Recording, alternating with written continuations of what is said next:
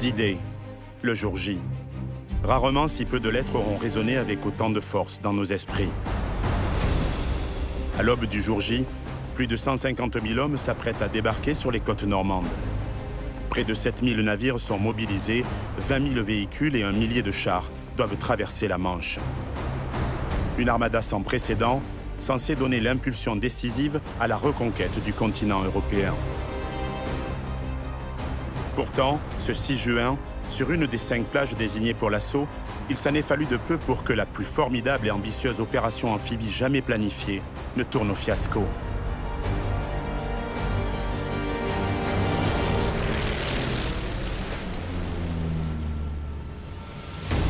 Sur à peine plus de 6 km de littoral, entre les villages de Vierville et Colleville-sur-Mer, les soldats américains ont connu l'enfer.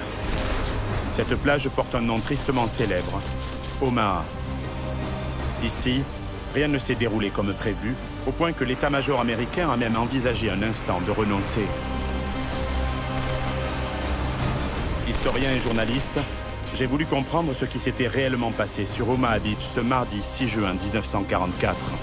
J'ai suivi les destins croisés de quelques-uns des soldats plongés dans cette terrible aventure.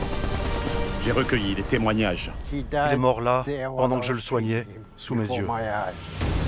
J'ai récolté des indices. On est sur le point fortifié WN60, qui comprenait environ une quarantaine d'hommes. J'ai traversé le temps. Des passionnés d'histoire vivante ont reconstitué pour moi la dureté des combats. Pour les Alliés, ce débarquement a finalement été un succès militaire. Mais à quel prix? Il y a 75 ans, les rivages de la Normandie se sont teintés de rouge. Celui du sang des hommes fauchés par le feu des mitrailleuses allemandes. Un enfer auquel les GIs ont donné un surnom. Pour eux, Omaha Beach restera à tout jamais Bloody Omaha, Omaha la sanglante.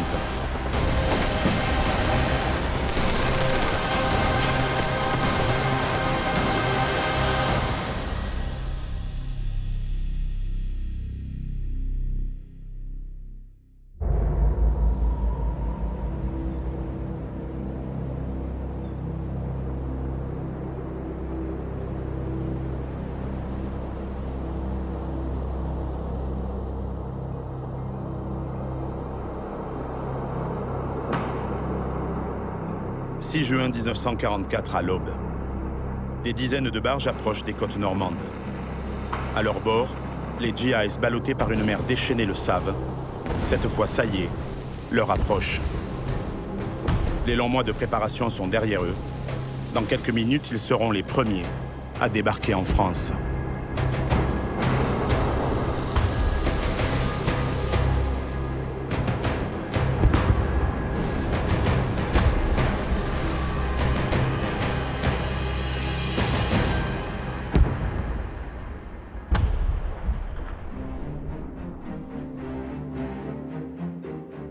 Printemps 1943.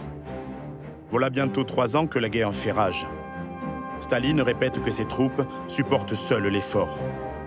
Les Alliés le savent, la nécessité d'ouvrir un nouveau front à l'ouest se fait de plus en plus pressante. Après plusieurs mois d'échanges et de négociations, Américains et Britanniques parviennent à se mettre d'accord sur la stratégie à adopter. Le 12 mars 1943, Frédéric Morgan est nommé au poste de Cossack, chef d'état-major du commandement suprême allié. Sa mission, Morgan l'exprime très clairement, il ne s'agit pas moins que de planifier la reconquête de l'Europe. L'opération Overlord est née. Quelques mois plus tard, Eisenhower, un général américain de 53 ans, vétéran des campagnes d'Afrique et de Sicile, est nommé à la tête du quartier général des forces alliées en Europe nord-occidentale. C'est à lui qu'incombera la lourde tâche de planifier ce qui s'annonce comme l'une des plus grandes opérations militaires de tous les temps. La première phase d'Overlord consiste en un assaut amphibie qui devra permettre aux Alliés de débarquer sur les côtes normandes. C'est l'opération Neptune. Le littoral du Calvados a été découpé en 4 plages de débarquement. Une 5e a été ajoutée au pied du Cotentin.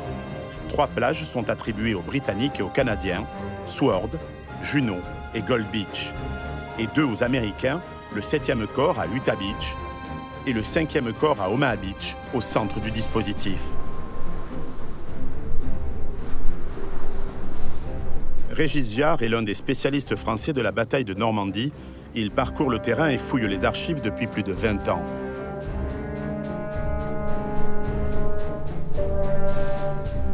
Régis, sur les 5 secteurs qui sont définis et qui sont répartis entre les forces britanniques, canadiennes et américaines notamment, les Américains ont 2 plages attribuées qui sont Utah et Omaha.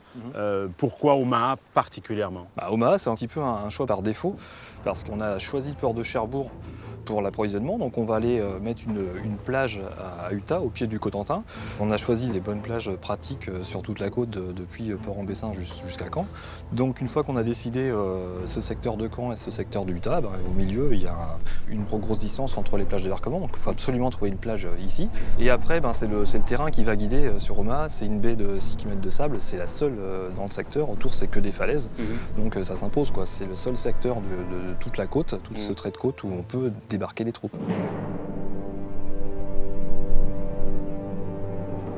Mais si Omaha est propice à un débarquement allié, la plage est aussi facile à défendre, car elle est bordée de falaises abruptes, du sommet desquelles les Allemands dominent le rivage. Le système de défense imaginé par le maréchal Erwin Rommel, en charge de la fortification du littoral, fait froid dans le dos. Sur Omaha, immergé à marée haute mais découvert à marée basse, 4 types d'obstacles, installés les uns derrière les autres, doivent empêcher les embarcations d'approcher du rivage. 200 portes belges, des barrières anti-chars de 3 mètres de large sur 2,50 m de haut, ont été installées pour empêcher les péniches de débarquement d'approcher du rivage. Derrière ce premier rideau, 2000 pieux en bois miné qu'il faudra éviter. Puis 450 rampes, faites de troncs inclinés de 6 à 8 mètres et munies de dents d'acier et parfois de mines, ont été installées pour éventrer les chalands. Enfin, à la sortie de l'eau, 1000 hérissons tchèques, des chevaux de frise métalliques ou des tétraèdres de béton barreront la route aux véhicules de débarquement.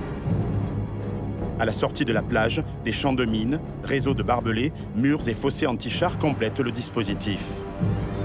Enfin, sur les hauteurs qui surplombent Omaha, 16 points d'appui plus ou moins fortifiés, disposés afin de quadriller l'ensemble de la plage. Rommel compte davantage sur une défense statique basée sur la multiplication d'obstacles que sur des hommes en nombre.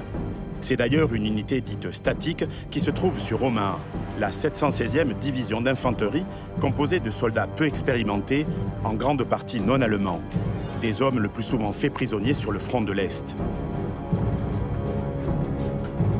Mais depuis le mois de mars 1944, une division fraîche et plus redoutable, la 352e, est à l'exercice dans le secteur d'Omaha.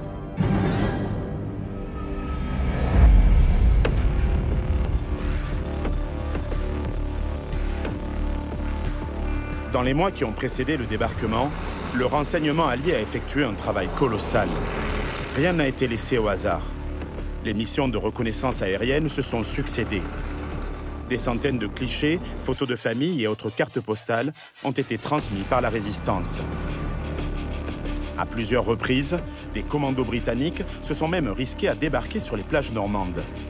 Ils avaient pour mission d'établir une cartographie détaillée des fonds marins, des courants et des défenses allemandes, mais aussi de prélever des échantillons de sable afin d'évaluer la résistance des sols au débarquement des véhicules, les chars notamment. Car depuis le début des préparatifs de cet assaut amphibie hors norme, l'état-major américain envisage de faire parvenir des blindés au plus tôt sur Omaha. Capables de détruire les points forts allemands, d'écraser les barbelés et de protéger les fantassins, il constituerait un atout indispensable au succès de l'opération. 16 chalands ont été aménagés, leur blindage renforcé pour pouvoir transporter jusqu'au rivage 48 Sherman, dont certains ont été transformés en bulldozers. 64 autres chars se sont métamorphosés en engins encore plus étranges, les Sherman Duplex Drive ou Didi. Une jupe en caoutchouc et en toile tendue est fixée sur un Sherman M4 standard pour assurer sa flottaison. Une fois sur l'eau, la transmission du char est transférée à 2 grosses hélices qui servent aussi de gouvernail. Le Didi est alors presque totalement immergé, moins de 30 cm dépasse du niveau de l'eau. De l'extérieur, impossible de savoir qu'il s'agit d'un blindé. Le Didi ressemble plutôt à une drôle de baignoire. Malgré toutes les informations glanées par le renseignement allié, le choix du jour J reste un véritable casse-tête. Pour une opération amphibie d'une telle envergure, une météo favorable est indispensable. C'est d'elle que dépendra en grande partie le succès de l'opération. Or, en cette fin de printemps 1944, les fenêtres de tir sont étroites. La marée a elle aussi fait l'objet de toutes les attentions. C'est elle qui doit déterminer l'heure précise du déclenchement de l'offensive. À marée basse, les soldats qui débarqueront devront parcourir plusieurs centaines de mètres à découvert. Au contraire, à marée haute, les barges prendront le risque de venir s'empaler sur des pieux minés, immergés et donc invisibles aux yeux des barreurs. Décision est finalement prise de faire débarquer les hommes à marée montante, peu après l'aube. Sur Omaha, l'heure H est fixée à 6h30.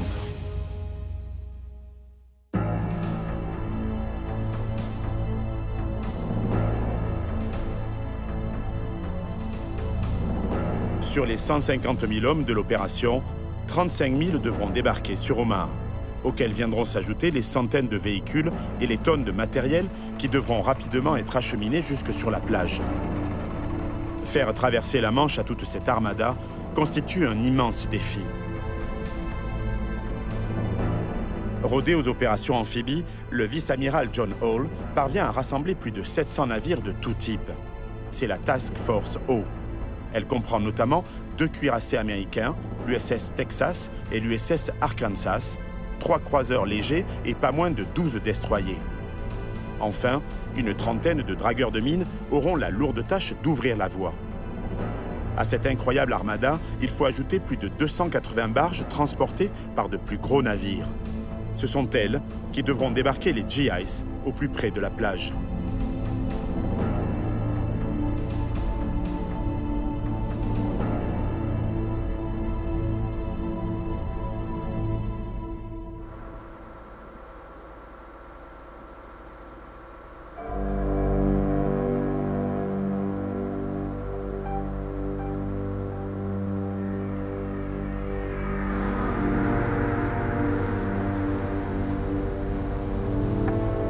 À 40 ans, en Normandie, des passionnés sont parvenus à restaurer une barge américaine ayant pris part au débarquement sur Omaha il y a plus de 75 ans.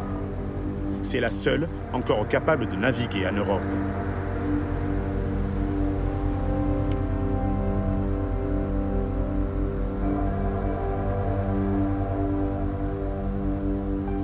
Hugues, c'est sur ce style de barge que les troupes américaines ont débarqué au matin du 6 juin 1944. Effectivement, le LCVP, c'est la barge emblématique du débarquement, donc utilisée par les Américains sur le secteur d'Omaha et de Utah. C'est le bateau à tout faire pour transporter les troupes, pour ramener les blessés, pour ramener du matériel médical, des armes, des munitions, etc. C'est vraiment la Jeep de la mer. Le premier jour du débarquement, le 6 juin au matin, combien d'embarcations de ce type étaient à l'eau? Alors, sur les 2 secteurs américains, Omaha et Utah, c'est environ entre 1100 et 1200 barges de ce type, donc identiques à celle-là.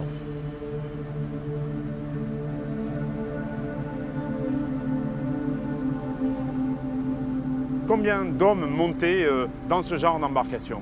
Alors à l'époque, les barges étaient chargées avec une section, donc 36 hommes, plus un équipage de 3 hommes, un pilote, un mécanicien et un matelot qui servait pour les manœuvres de la rampe. Est-ce que c'est une embarcation qui est facilement manœuvrable? Non, contrairement aux idées reçues, c'est un bateau qui demande pas mal de pratique. Aucun problème pour aller en ligne droite. Il a été conçu pour ça, aller en ligne droite, beacher les sections sur la plage et repartir immédiatement.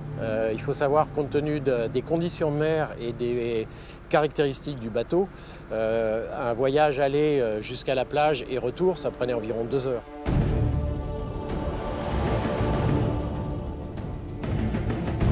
Ces péniches de débarquement vont jouer un rôle crucial dans le plan d'attaque imaginé par l'état-major du 5e corps américain.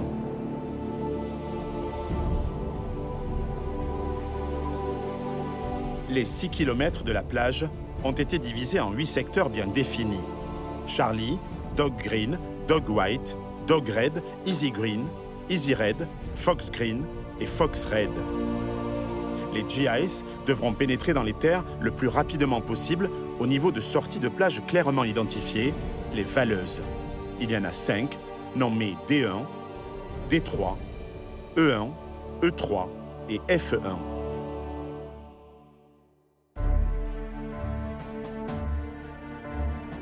L'assaut sur Omaha est confié à 2 divisions américaines, dont la prestigieuse Big Red One.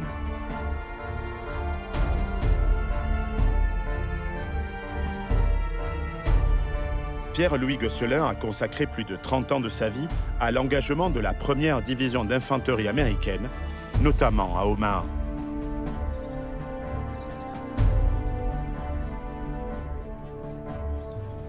Pierre-Louis, le 6 juin 1944, 2 divisions américaines vont débarquer sur Omaha Beach, la 29e division d'infanterie et la très célèbre, on peut dire, 1re division, la Big Red One. Dans quel état d'esprit sont ces hommes à la veille du débarquement? Sont-ils bien entraînés? Alors ils sont très bien entraînés, d'une part parce qu'ils ont déjà combattu avant. Ils ont 2 assauts amphibies en Afrique du Nord en 1942 et en Sicile en 1943. Est-ce qu'on peut dire que ce sont des vétérans? Ce sont déjà des vétérans, effectivement. Puis ensuite, l'entraînement extra intensif en Angleterre, où ils ont répété tous les jours des assauts amphibies sur toutes les plages du sud de l'Angleterre. Et leur mentalité aussi était très spécifique, puisque pour eux, je les cite, l'armée américaine est composée de la 1re division d'infanterie et de 10 millions de remplaçants. Ouais. Donc effectivement... Ils sont gonflés à bloc, quoi, c'est ça que ça veut dire. Et ils sont très fiers également de leur insigne.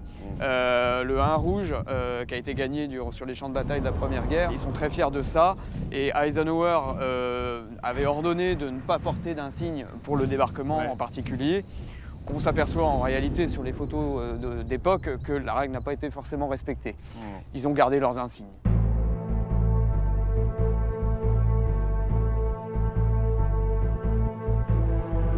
Forts de leur expérience et fiers de leur insigne, les vieux briscards de la Big Red One sont prêts à en découdre.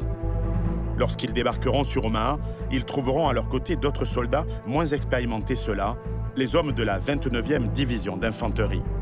Formée en 1917 à partir d'unités de réservistes de la garde nationale, la Blue and Grey Division compte parmi les meilleures unités de l'armée américaine à la veille du débarquement. La plupart de ces cadres sont sortis des grandes écoles d'officiers comme la prestigieuse Académie de West Point. Et plus de 600 fantassins viennent de suivre un stage commando britannique incroyablement difficile en Écosse. La 1re division débarquera à l'est, la 29e à l'ouest. Sur le flanc droit de l'attaque, le secteur Charlie est attribué à une autre unité d'élite de l'armée américaine, les Rangers. C'est l'un des plus vieux corps militaires de l'armée américaine. Formés pour des missions périlleuses et instruits sur le modèle rigoureux des commandos britanniques, les Rangers comptent parmi les meilleures unités de l'US Army. Le lieutenant Charles Parker s'est engagé chez les Rangers. Il raconte: « J'étais motivé par la nécessité de m'éprouver. Je m'étais porté volontaire pour les paras et les Rangers. L'entraînement et la mise en condition physique étaient approfondis. On devait former une élite et on n'en était pas loin. Pour ce qui est de l'esprit de corps, j'ai vu des durs à cuire éclater en sanglots parce qu'on les menaçait de les virer. On savait qu'on était les meilleurs. » Un groupement provisoire a été spécialement créé pour le débarquement sur Omaha. Il se compose de 3 forces distinctes, A, B et C. La force B devra débarquer sur Charlie, le secteur le plus à l'ouest d'Omaha. La force A aura pour mission de s'emparer de la pointe du Hawk, un cap rocheux qui s'avance dans la Manche à environ 6 km à l'ouest d'Omaha. Enfin, la force C est censée venir en renfort à la force A, à la pointe du Hawk.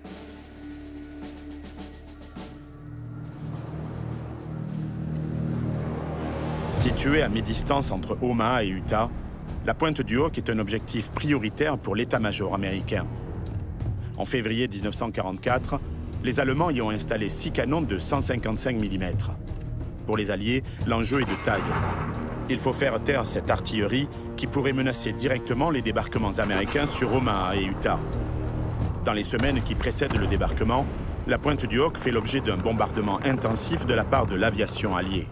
Mais quelques jours avant le lancement de l'opération Overlord, les retours des vols de reconnaissance et les informations de la résistance sont formels. Les 6 pièces d'artillerie ont été retirées. Qu'importe, la position au sommet de la falaise reste importante. Il va falloir la conquérir. La tâche s'annonce périlleuse. Le jour J, à 6h30, les 261 Rangers de la Force A devront débarquer de part et d'autre de la pointe du Hawk et escalader des falaises abruptes, hautes de 25 à 30 mètres par endroit. Une fois sur le plateau, ils devront nettoyer les positions ennemies, sécuriser la zone avant de barrer la route Grand Camp-Vierville pour empêcher toute contre-attaque allemande. À 7h du matin, les Rangers devront signaler aux bâtiments de guerre au large que la pointe est sous contrôle en tirant une fusée éclairante.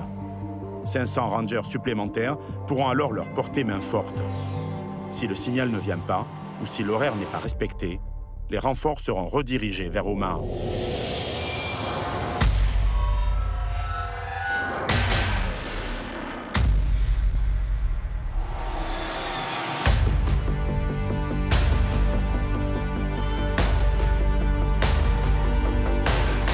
Le 4 juin 1944, les GIs commencent à embarquer sur les navires de la Force O, direction Omaha. Mais le temps est si exécrable que le débarquement initialement prévu le 5 est repoussé au mardi 6 juin 1944.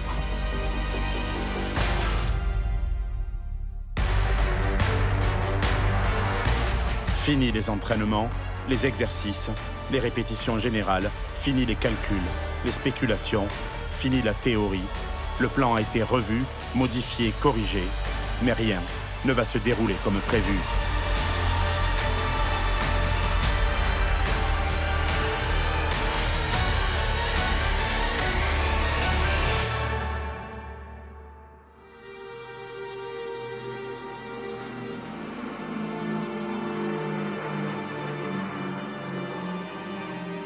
Il est environ 3h30 ce 6 juin 1944, quand la flotte de la Force O atteint sa zone d'ancrage au large d'Omaha. Le transbordement peut commencer. Des centaines de GIs quittent les gros navires pour prendre place à bord des petits chalands qui devront les débarquer sur les plages.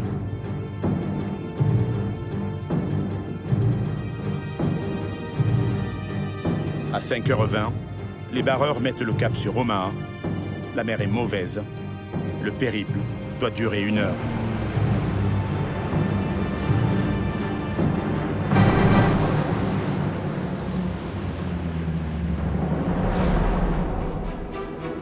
Les bombardements aériens ont déjà débuté.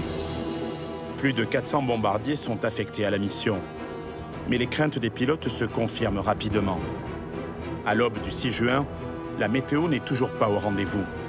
Le plafond est bas, la visibilité mauvaise et le risque de toucher les GIs qui approchent des côtes est élevé. Ces contraintes obligent les pilotes à prendre beaucoup de précautions. Pour éviter les dommages collatéraux, les bombardiers retardent le largage de leurs bombes. Conséquence, la plupart explosent loin, trop loin derrière les points d'appui allemands. La Navy est aussi entrée dans la danse. Franz Gockel, un jeune soldat allemand de tout juste 18 ans, est en poste dans un point d'appui près du village de Colleville. Il racontera à ses parents. Mardi 6 juin, il y a une attaque sans précédent, une attaque inimaginable, du jamais vu, même en Russie. À l'aube, vers 4 heures, nous avons pu deviner la silhouette des premiers gros navires ennemis. À peine était-il observé que des éclairs jaillissaient déjà de leurs canons à une cadence infernale. Bientôt, les premiers obus s'abattirent sur nous dans un vacarme de tous les diables. Les bombes larguées par les avions ennemis n'arrêtaient pas de siffler. Il n'y eut bientôt plus 1 mètre carré de sol qui ne soit touché par les bombes ou les obus.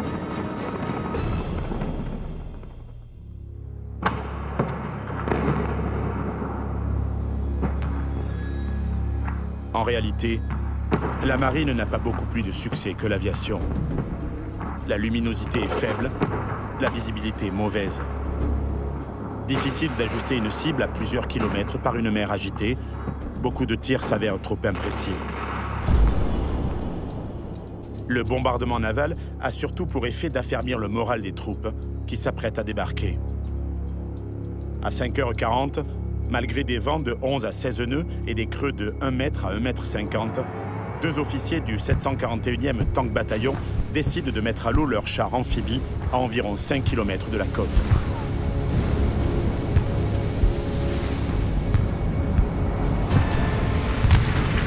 La catastrophe est inévitable. 27 des 29 chars coulent à pic, emportant avec eux leurs équipages. De nombreux tankistes ne parviennent pas à s'échapper de l'habitacle. Ces chars vont cruellement manquer aux GIs qui s'apprêtent à débarquer sur les secteurs les plus à l'est d'Omaha. Heureusement, sur la partie ouest, un officier du 743e Tank Bataillon a su faire preuve de plus de lucidité. Il décide de faire déposer ses Didi directement sur la plage. Mais pour l'heure, les tankistes sont bien seuls.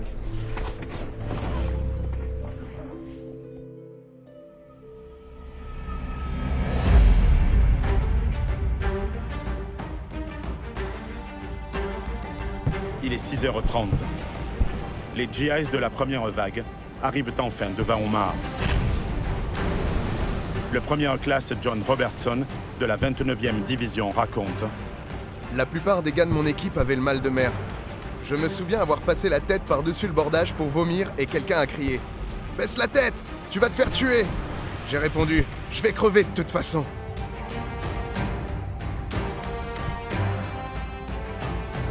C'est la stupeur.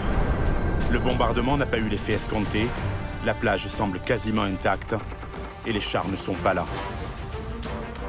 Les mauvaises nouvelles s'accumulent. Les courants sont très forts. À cause de la fumée du bombardement naval, les barreurs ont beaucoup de mal à s'orienter et la plupart des unités sont débarquées au mauvais endroit. Tout le dispositif d'attaque est décalé vers l'est.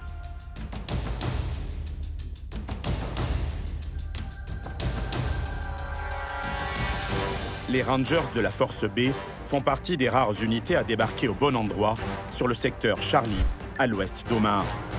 Sur leur gauche, une compagnie de la 29e division arrive devant le secteur Dog Green. Elle doit s'emparer de la valeuse de Vierville pour pouvoir entrer dans les terres. Problème, le secteur est le mieux défendu de toute la plage. 4 points d'appui, 3 casemates et une maison fortifiée quadrillent la zone.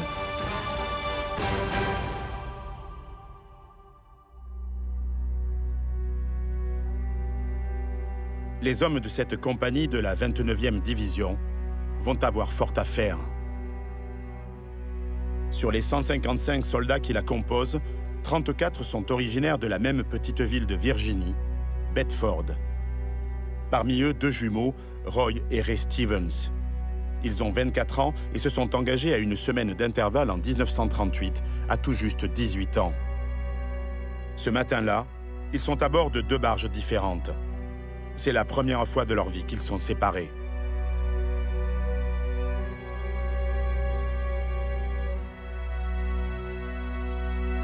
Yannick Réard est spécialiste de la 29e division d'infanterie américaine. Bonjour Yannick. Bonjour Serge. Ravi de te retrouver. Ouais, moi aussi. Où sommes-nous exactement ici? Écoute, on est au pied de la valeuse de Vierville, qui était une des sorties principales de la plage d'Omaha Beach, la plus à l'ouest. Ce qui est très frappant quand on est ici, c'est qu'il y a cette grande plage derrière nous, et puis en face de nous, ces falaises qui sont comme des remparts finalement. Les Allemands avaient une position stratégique et de choix pour pouvoir tirer sur la plage. C'est juste l'endroit où il ne fallait pas débarquer, j'ai envie de dire. C'est l'endroit qui est le plus défendu de la plage.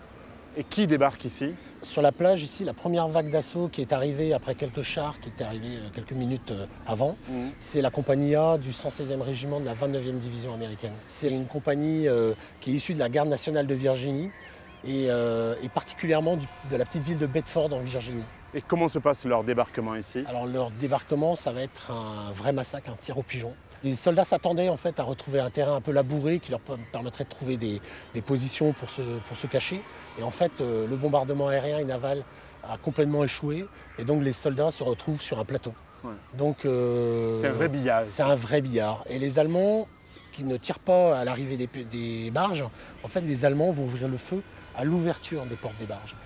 Et donc c'est un champ de tir, hein, tout simplement. Il y a en moins d'un quart d'heure, toute la compagnie A est décimée.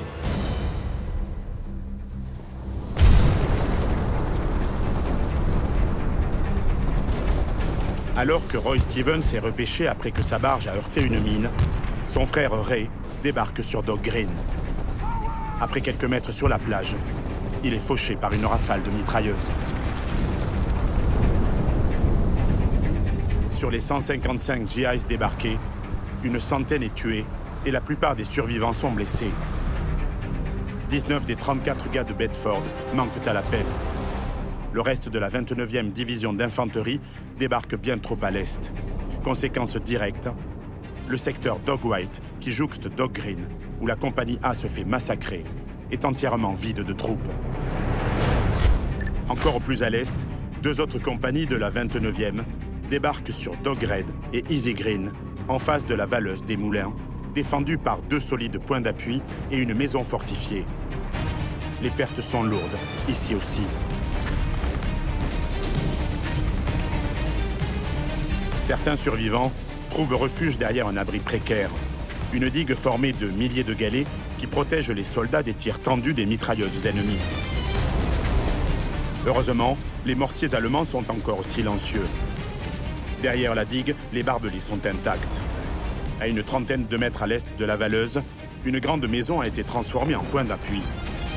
Les GIs n'ont pas le choix, il faut s'en emparer. D'autres soldats s'abritent derrière les brise-lames, mais tous le savent.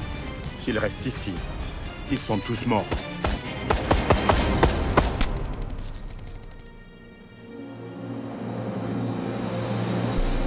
D'autres hommes de la 29e débarquent encore plus à l'est, devant la Valeuse de Colville, entre Easy Red et Fox Green, à près d'1,5 km de leur destination initiale. Ils n'ont aucune idée d'où ils sont. Heureusement pour eux, ils ne sont pas seuls. À leur côté se trouvent les vétérans de la Big Red One. Au beau milieu des GIs qui débarquent sur la plage, un homme n'a pas de fusil. À la place, il tient un appareil photo. C'est un reporter de guerre. Son nom, Robert Capa. Au péril de sa vie, il parvient à tirer quelques clichés. Des documents exceptionnels.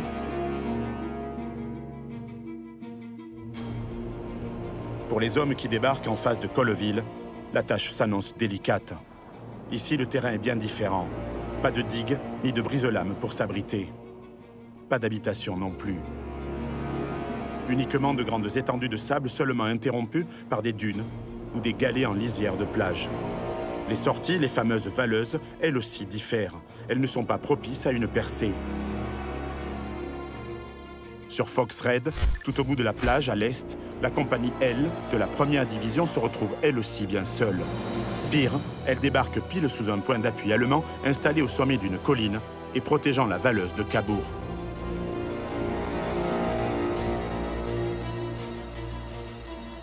Pierre-Louis, c'est donc ici que débarquent les hommes de la compagnie L. Oui, ils débarquent mélangés avec des éléments de la compagnie K et ils débarquent de LCA, donc petite barge britannique d'assaut. Et c'est ici qu'il y a eu beaucoup d'images de prises par les correspondants de guerre américains. Comment on peut imaginer ce qui s'est passé lorsque les hommes sont sortis des barges, lorsque les rampes se sont abaissées et qu'il a fallu qu'ils traversent cette plage qui était sous le feu des Allemands? Alors dans les barges, l'angoisse était à son comble. Maintenant, une fois que les portes se sont abaissées, les soldats n'ont pensé qu'à leur mission, c'est-à-dire traverser la plage le plus rapidement possible sous le feu ennemi et atteindre cette protection sommaire qu'abritait la falaise. Mais je suppose qu'il y a eu quand même des pertes, parce que c'est un véritable champ de tir ici. Tout à fait. Nous avons le WN-60 qui se trouve au-dessus, donc qui était effectivement face à la plage. Et donc toutes les pertes qui ont été faites sur la plage sont dues au WN-60 qui se trouve au-dessus.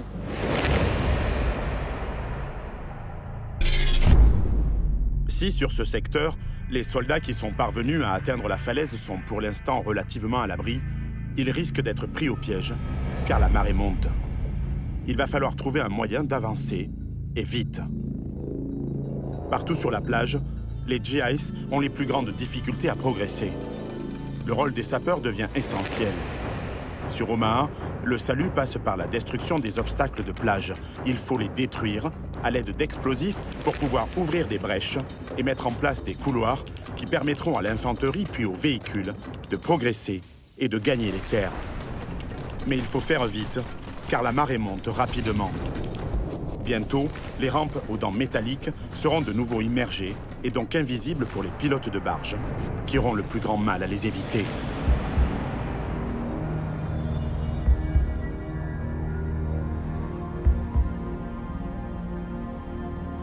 Alors que les barges effectuent une nouvelle rotation, sur la plage, les infirmiers font ce qu'ils peuvent pour tenter de sauver la vie de leurs camarades blessés. Charles Norman Shea était l'un d'eux.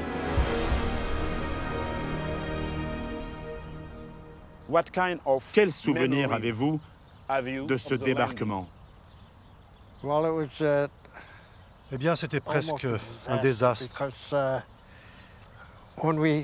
Parce que quand nous nous sommes approchés de la plage avec les barges, le gars de la Navy a abaissé la rampe et parmi les soldats qui étaient situés à l'avant, prêts à débarquer, beaucoup ont été tués immédiatement. En plus, quand les soldats se sont jetés à l'eau, certains n'avaient pas pied parce qu'ils étaient trop petits. Et beaucoup ont coulé immédiatement et ils ont fini par se noyer à cause du poids de leur équipement.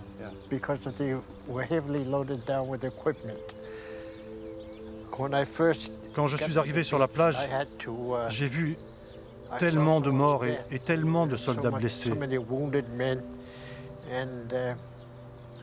Et j'ai dû m'arrêter un instant pour reprendre mes esprits et faire ce pourquoi on m'avait entraîné, soigner les blessés et aider à sauver des vies.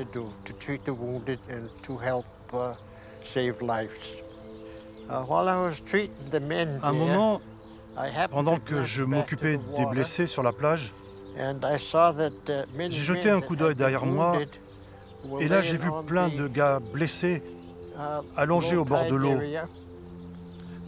Et la mer montait très vite. Et je savais qu'ils allaient se noyer si personne ne venait les aider. Alors j'ai arrêté ce que j'étais en train de faire et je suis retourné dans l'eau pour tirer ces gars le plus loin possible, là où j'étais sûr que l'eau ne monterait pas.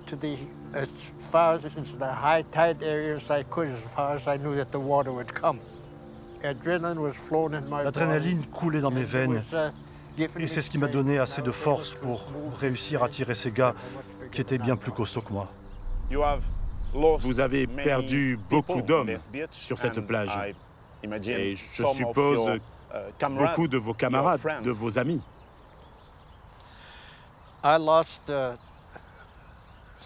J'ai perdu des amis infirmiers, dont un ami très proche qui s'appelait Morosevitz, Edward Morosevitz. Je l'ai retrouvé plus tard, quand les choses se sont calmées. Je marchais sur la plage et je l'ai trouvé là. Il avait été touché, il avait une très grave blessure. Son ventre était complètement ouvert. J'ai vite compris qu'il avait une très grave hémorragie, qu'il se vidait de son sang et que je ne pourrais pas l'aider. Il était très difficile de lui faire un bandage à cause de sa plaie ouverte. J'ai fait ce que j'ai pu pour panser sa blessure et lui donner une dose de morphine. Il m'a reconnu et on s'est dit adieu parce qu'il savait qu'il allait mourir et moi aussi je le savais. Alors on s'est dit adieu et il est mort là, dans mes bras, pendant que je le soignais, sous mes yeux. Pour ses actes de bravoure, Charles Norman Shea a été décoré de la Silver Star, l'une des plus hautes distinctions de l'armée américaine. Il est quasiment 7 heures sur Omaha. La première vague s'achève. Le bilan est terrible. Les unités débarquées enregistrent près de 90% de pertes. Il faut absolument que des renforts arrivent, et vite. Alors que les chalands de la deuxième vague s'apprêtent à débarquer de nouvelles troupes sur la plage, à quelques kilomètres à l'ouest d'Omaha, les 261 Rangers de la force A aperçoivent enfin la pointe du Hawk.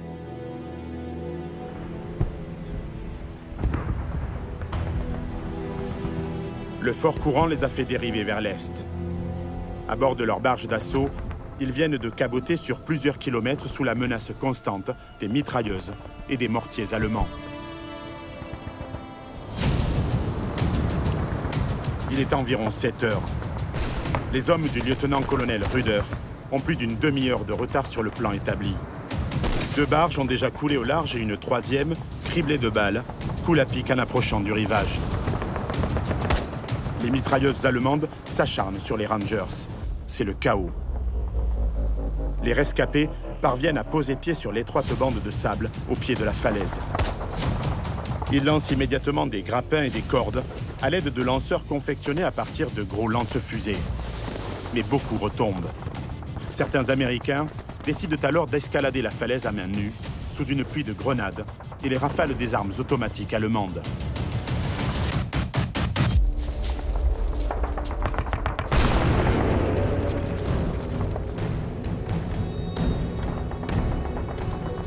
Malgré tout, quelques minutes seulement après avoir débarqué, les premiers Rangers atteignent le sommet et découvrent un paysage lunaire.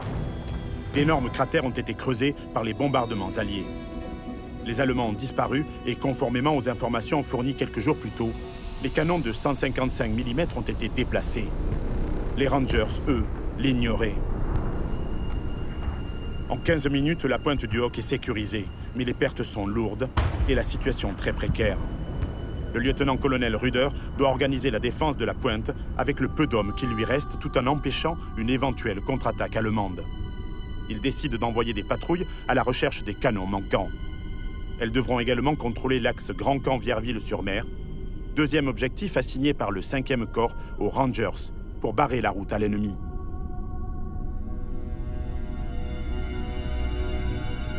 Pendant ce temps, les pilotes de barge ont dû rejoindre la zone d'ancrage au large d'Omaha pour faire embarquer de nouveaux soldats. Certains reviennent avec de nombreux cadavres. Beaucoup ne veulent pas y retourner.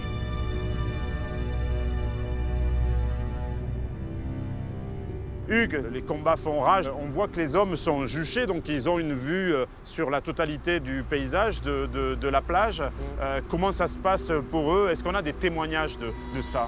Oui, alors, sur ce point, je peux vous raconter une anecdote d'un pilote de barge qui est décédé maintenant, que j'ai rencontré à la Nouvelle-Orléans, un certain Don Summer. Il était dans la deuxième vague, donc il a dû arriver vers 7h moins le quart.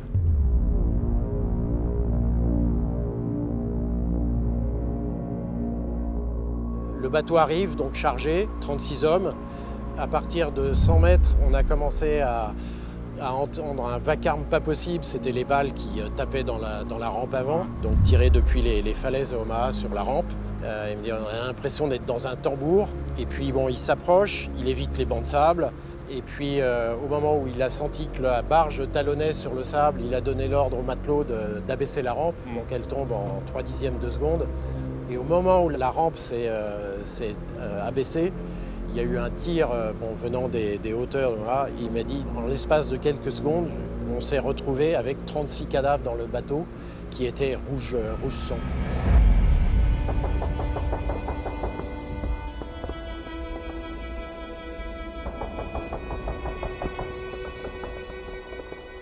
Il n'a même pas pu débarquer ses troupes. Il a donné ordre aux mécanos de refermer la rampe et de faire demi-tour immédiatement. Et ils sont repartis donc sur le cargo avec 36 cadavres dans le bateau qui étaient rouges de sang. Et malgré ça, il fallait qu'ils reviennent après pour ramener des troupes. Et certains ont fait ça. Donc à 6 reprises, ça veut dire l'aller-retour jusqu'à la plage d'Omaha. Voilà, alors ça, c'est suite de l'anecdote. Il accoste le long du transport, le Jefferson. Et il y avait la section suivante qui était en haut du bastingage. Ils ont vu, voilà ce qui se passe, un bateau qui revient d'Omaha. Et le pilote, Don Summer, il a commencé à escalader, il est monté sur le transport. Il a dit, voilà, moi je passe la main au suivant. Et le commandant de la division amphibie lui dit, non, pas question, tu y retournes. Il a dit, mais il est hors de question que j'y retourne. Bon, c'était un ordre. Il dit mais voilà, Omaha c'est ça. Et les 36 qui allaient embarquer, la première chose qu'ils ont dû faire avant d'embarquer, c'était d'aller vider les 36 cadavres de leurs copains qui étaient là.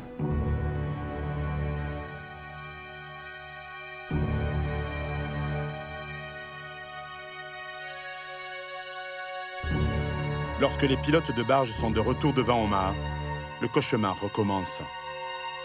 Robert Sales est radio au sein de la compagnie B. C'est elle qui doit venir en renfort à la compagnie A, débarquer en face de Vierville lors de la première vague. Il raconte. À environ 900 mètres de la plage, les premiers mots du capitaine furent « Sales, montez là-dessus et voyez ce qui se passe sur la plage !» J'ai regardé et je n'ai rien vu. J'ai dit « Compagnie A, pas vu.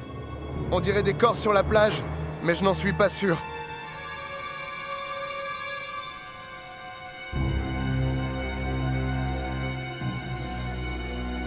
Ce sont bien des corps. C'est tout ce qu'il reste de la compagnie A, ou presque. Des dizaines de cadavres, jonchant le sable ou flottant près du rivage. Ce n'est pas une plage que les renforts de la compagnie B aperçoivent devant eux, mais un véritable cimetière. Les Allemands sont encore solidement retranchés. Pire encore, aucun sapeur n'est sur la plage. Si les GIs débarquent ici, ils connaîtront le même sort que leurs camarades. C'est alors que certains marins britanniques pilotant les LCA décident de chercher un endroit moins exposé pour déposer leurs hommes. Certains GIs débarquent finalement à près d'1 kilomètre plus à l'est, en face de la Valeuse des Moulins. La plupart des survivants trouvent refuge au pied du talus, derrière les galets. Les gars de la 29e tiennent tant bien que mal. Ils prient pour que les tirs de mortier ne viennent pas les faucher jusqu'au dernier. Mais ils savent qu'il leur faudra tenter une percée et sortir de cette maudite plage. Sinon, ça n'est fini pour eux.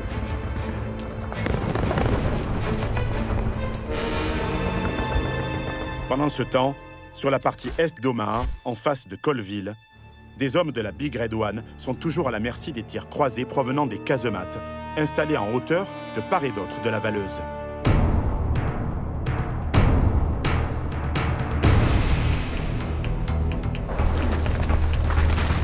Débarqués lors de la première vague, le lieutenant Spaulding et le capitaine Dawson se rendent vite à l'évidence. Devant eux, à environ 500 mètres, 3 villas en ruine entourées de murets en pierre. Les deux officiers prennent leurs responsabilités et décident de continuer tout droit en gravissant directement l'escarpement plutôt que d'emprunter la sortie qui leur était attribuée. Voilà maintenant près d'1 heure que le débarquement a débuté. De manière générale, sur l'ensemble d'Omaha, les Américains sont contraints de changer de stratégie. Pour parvenir à pénétrer dans les terres, il va falloir délaisser les sorties de plage clairement identifiées pour percer à des endroits certes moins propices à une progression, mais plus légèrement défendus.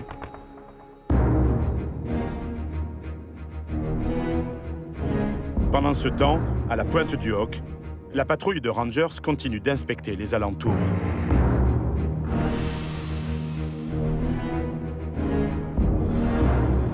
David Juarez est membre de l'association de reconstitution Mayenne WW2 et spécialiste de l'engagement des Rangers au cours de la Seconde Guerre mondiale. David, où en sont les Rangers qui ont débarqué ici à la pointe du Hawk? Alors en fait ici la situation est toujours précaire pour les hommes du lieutenant-colonel Ruder. Ils tiennent toujours le plateau mais les pertes sont très lourdes. Tandis que certains Rangers restent en position ici sur la pointe pour empêcher que des Allemands ne réoccupent le terrain, plusieurs patrouilles sont envoyées à l'intérieur des terres. C'est le cas des 13 hommes restants de la compagnie D qui sont menés par le first sergent Léonard Lommel qui installe un barrage sur la route côtière. À ce moment-là, le sergent Lommel aperçoit des sillons dans le chemin creux du Neuet qui est perpendiculaire à la route. Et ces traces, elles sont identiques à celles qu'il avait aperçues un peu plus tôt sur la pointe à proximité des casemates. Il décide de partir en reconnaissance avec le staff sergent Jack Kuhn et il tombe sur une position de matériel camouflé. En s'approchant, ils s'aperçoivent qu'il s'agit en fait des 5 pièces d'artillerie qui ont été retirées de la pointe quelques jours auparavant. Ils s'approchent, la position est restée sans surveillance. Il y a seulement une dizaine d'Allemands qui se trouvent à une centaine de mètres à l'ouest et qui sont en train de se réorganiser. Lommel demande à son camarade Kuhn de le couvrir et d'observer les positions des Allemands, tandis qu'il place des grenades thermiques dans les canons des deux premières pièces. Ces grenades thermiques, elles sont aussi appelées thermites. C'est des grenades incendiaires, elles ne sont pas explosives, elles agissent un peu comme des feux de Bengale. Elles provoquent une chaleur tellement intense qu'elles font fondre l'acier et soudent les mécanismes. Mais il n'en avait que deux, donc il décide de détruire les organes de visée des autres canons avec la crosse de son pistolet mitrailleur Thompson qui avait pris soin d'emballer dans sa veste pour limiter le bruit. Les deux hommes repartent en arrière pour récupérer des grenades supplémentaires. Ils reviennent sur zone puisqu'il y a encore 3 canons à neutraliser. Au bout de 10 minutes, la totalité des pièces d'artillerie de la pointe du Hoc sont neutralisées. À ce moment-là, la mission des Rangers est accomplie. Alors, pas tout à fait, puisqu'en fait, au même moment, et sans le savoir, une autre patrouille, elle, est menée plus au sud par le staff-sergent Frank Rupinski de la compagnie E. Cette patrouille-là découvre le dépôt de munitions des canons. Eux, ils placent des charges explosives et ils font tout sauter dans un vacarme infernal. Donc là, ça y est, on peut le dire, il est à peu près 8 h du matin et les Rangers, ce sont les premiers Américains sur le secteur d'Omaha à atteindre leur objectif le 6 juin 1944.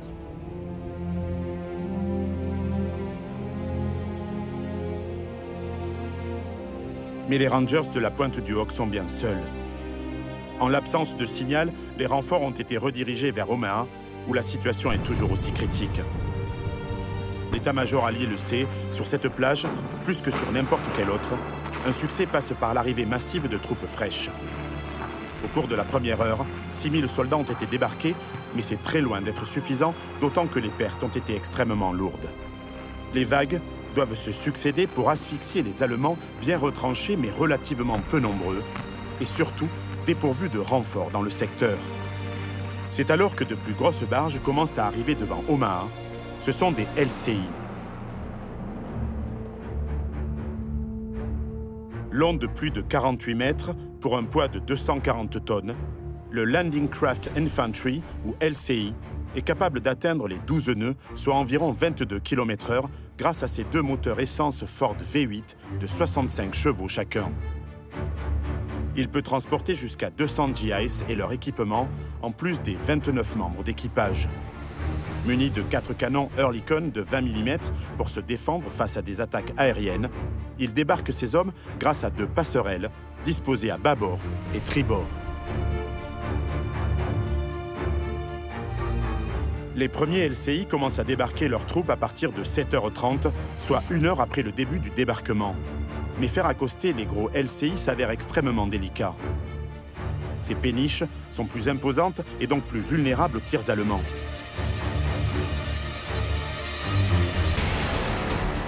Plusieurs LCI sont touchés par des tirs d'obus. Des dizaines d'hommes sont tués, d'autres se jettent à l'eau pour échapper aux flammes. Malgré ces incidents, entre 7 h 30 et 8 h, 2 bataillons de renfort, soit 1600 hommes, débarquent sur Omaha, venant s'ajouter aux unités toujours bloquées sur la plage.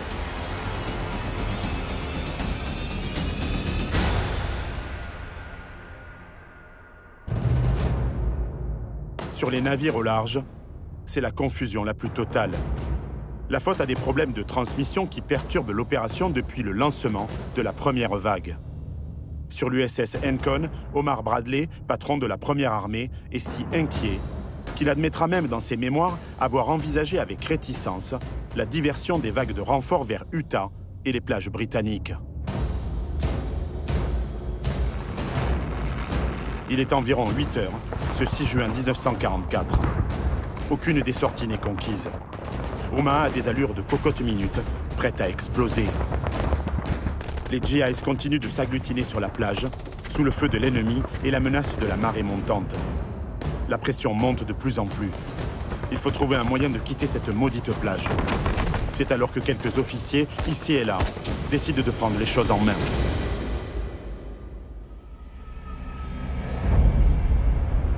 Le salut va arriver d'un chaland, le LCVP 71. Peu avant 8 h, il accoste entre Vierville et les Moulins. À son bord, du matériel radio indispensable et 26 hommes. Parmi eux, 12 officiers dont un colonel, 5 majors et un général. Norman Cotta, 51 ans, commandant en second de la 29e division d'infanterie.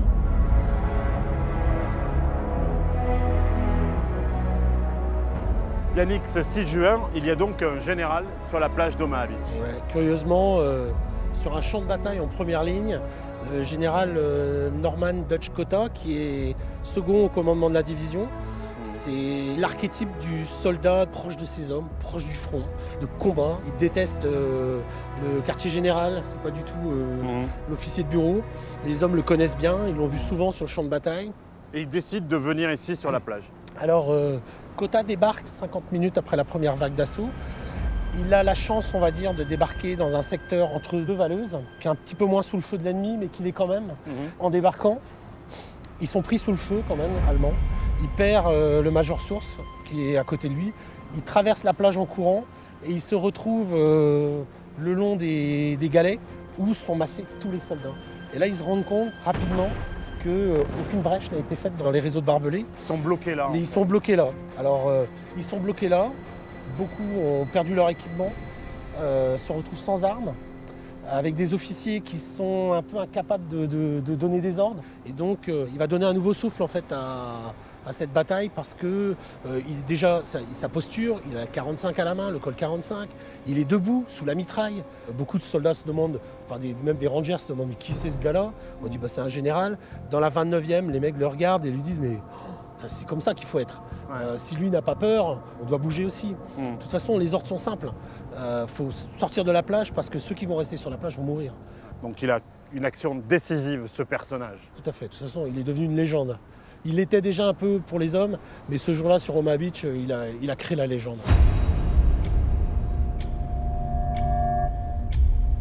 Mais sur Omaha, le courage et le leadership ne sont pas l'apanage des seuls hauts gradés, loin s'en faut. Entre les villages de Colville et Saint-Laurent, deux sections débarquées lors de la première vague sont parvenues à s'extirper de la zone de galets en ouvrant une brèche dans les barbelés. Elles se retrouvent en position de tenter une percée au pied de l'escarpement. Au sommet, deux mitrailleuses allemandes leur barrent la route. Le lieutenant Spaulding et ses hommes montent à l'assaut de la position et parviennent à l'occuper. Un prisonnier leur révèle que 16 de ses camarades tiennent un point d'appui à 650 mètres plus à l'ouest, barrant l'accès de la valeuse de Saint-Laurent. Si ce verrou saute, les GIs pourront enfin pénétrer dans les terres. Les gars de Spaulding sont alors rejoints par d'autres GIs au sommet de l'escarpement. Ils sont les premiers à sortir enfin de la plage. Il est 8h15 sur Omaha. Mais sur le secteur le plus à l'est, d'autres soldats de la première division sont toujours bloqués au pied d'une ligne de falaise. S'ils sont pour l'instant à l'abri, ils savent qu'ils ne peuvent pas se contenter d'attendre, car la marée continue de monter. Bientôt, ils seront pris au piège.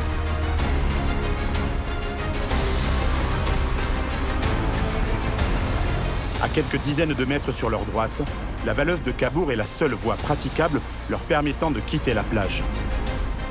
Mais il y a un problème de taille. Perché au sommet de la falaise et cerné de barbelés, un solide point d'appui domine toute la baie d'Omaha, interdisant l'accès à la valeuse.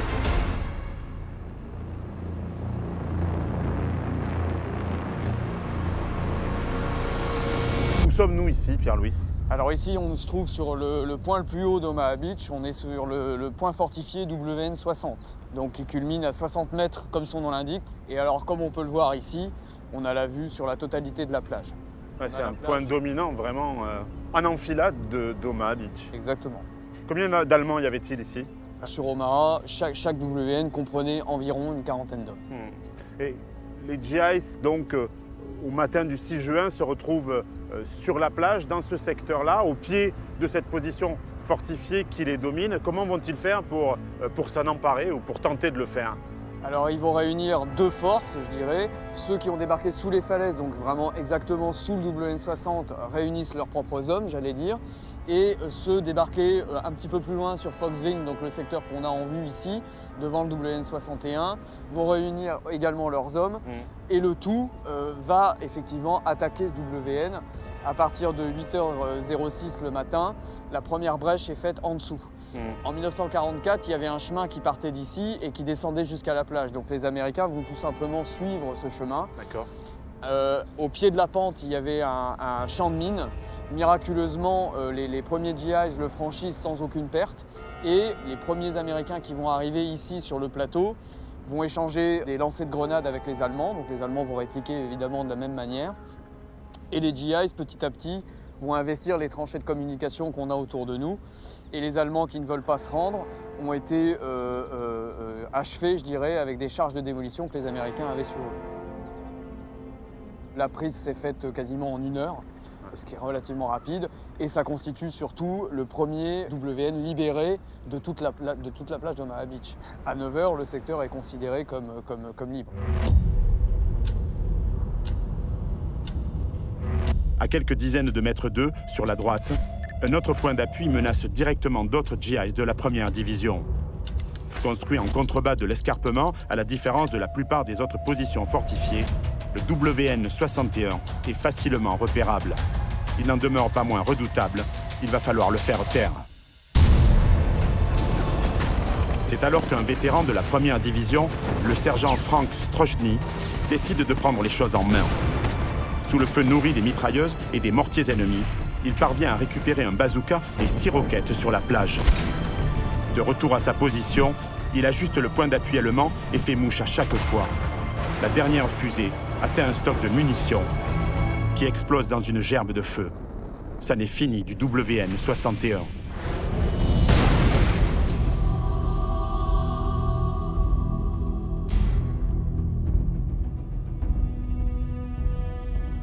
Il est 9 h sur Omaha.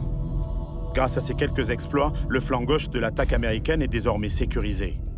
À l'autre bout de la plage, les Rangers sont eux aussi parvenus à progresser au cours des 2 dernières heures.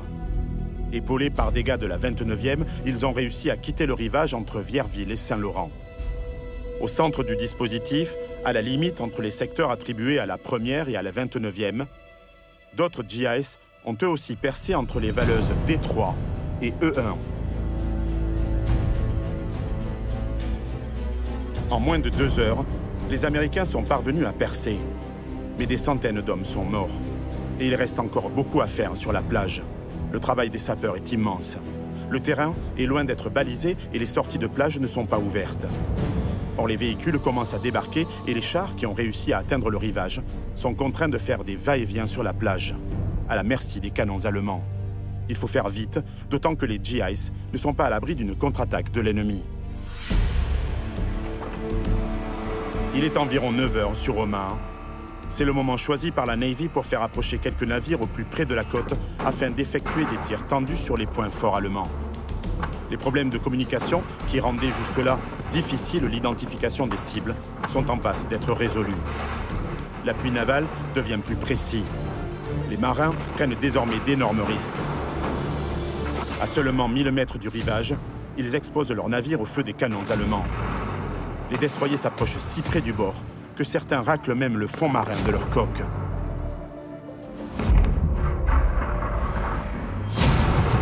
Grâce à l'intervention providentielle de la Navy, la sortie E1 devant Saint-Laurent s'ouvre enfin vers 11 h 30. Fantassins et chars s'y engouffrent. Sur plusieurs secteurs d'Omaha, les canons de la marine sont parvenus à faire taire les nids de résistance allemands. À 14 h, 3 autres sorties ont été ouvertes. La D1 à Vierville, la E3 près du WN-62 à Colville et la FE1 près du WN-60. Plus de 5000 GIs sont enfin parvenus à franchir l'escarpement.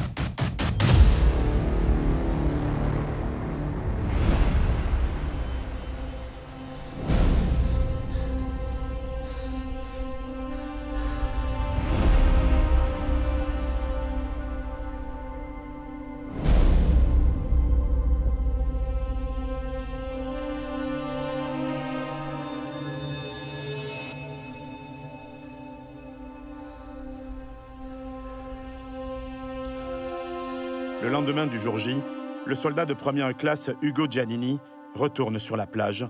Il raconte. Je marchais lentement, traînant mon âme réticente, la contraignant à respirer l'odeur de la mort. Je cherchais seul mes camarades. Je voulus oublier de penser et de ressentir. Je voulus me reposer ou mourir. Une fine pellicule de terre blanchâtre, brune où elle était encore mouillée, couvrait mes jambes, mes brodequins, mes mains. Et sûrement, elle couvrait aussi mon âme.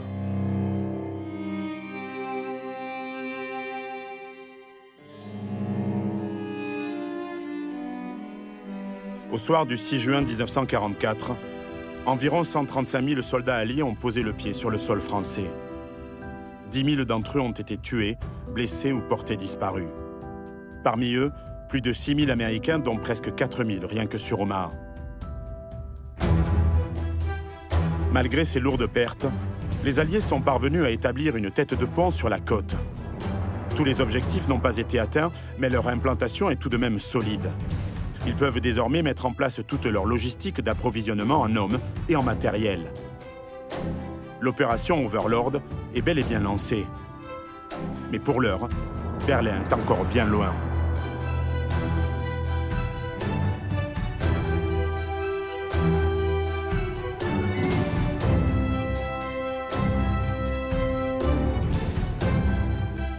Les GIs ne sont pas au bout de leur peine.